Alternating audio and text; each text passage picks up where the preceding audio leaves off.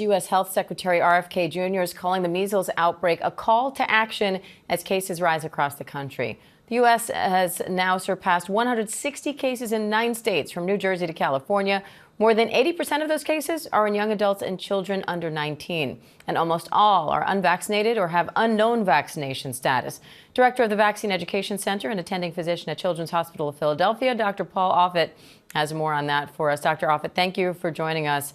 How concerned are you by these numbers, and who do you think is the most vulnerable right now?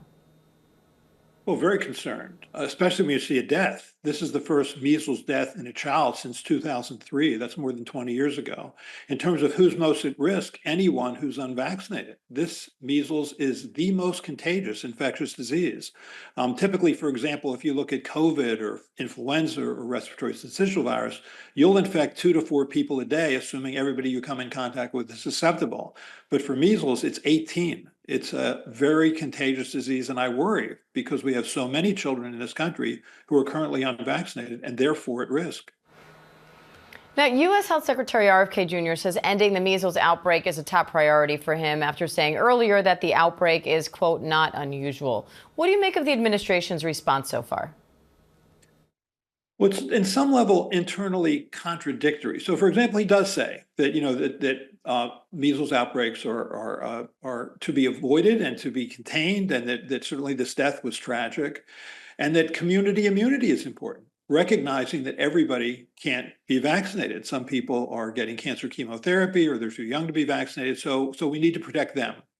And then on the other hand, he says, well, it's a personal choice. It's up to you as to whether or not to get vaccinated. And he says that right in the midst of a massive measles epidemic in West Texas. He's basically saying it's your choice whether or not you want to catch and transmit this potentially fatal infection. So much of what he says is sometimes internally contradictory. And then he says that the best way to protect yourself against an infectious disease is to have good nutrition.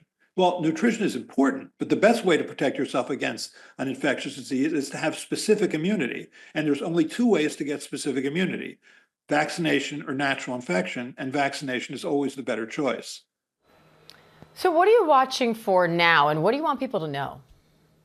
I want them to know that measles was eliminated in this country in the year 2000. And before that, certainly before measles vaccine, we'd have 500 measles deaths a year. We'd have 1,000 cases of brain swelling that was associated with deafness and blindness from measles.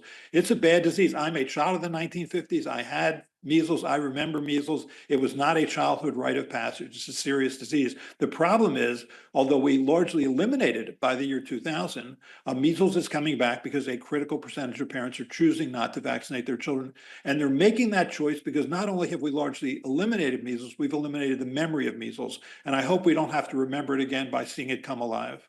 And last week, an independent FDA advisory board meeting was canceled where you were supposed to make your recommendations on the flu vaccine formula for next year. The FDA says it will deliver the flu strain selection on time, but there's no mention of the independent advisory board or any public debate going forward. What do you make of that? Well, I've been on the FDA's Vaccine Advisory Committee since 2017, and every year in March, we sit down and we pick flu strains for the coming season. It's a 6-month production cycle, so that allows the vaccine then to roll out in September.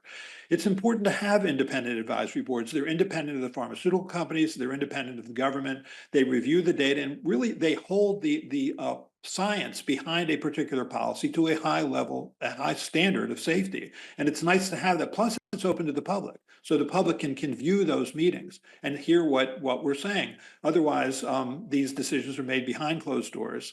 And it's odd that RFK Jr. says he wants transparency, and then suddenly meetings are canceled. All right, Dr. Paul Offit, great to have you. Thank you.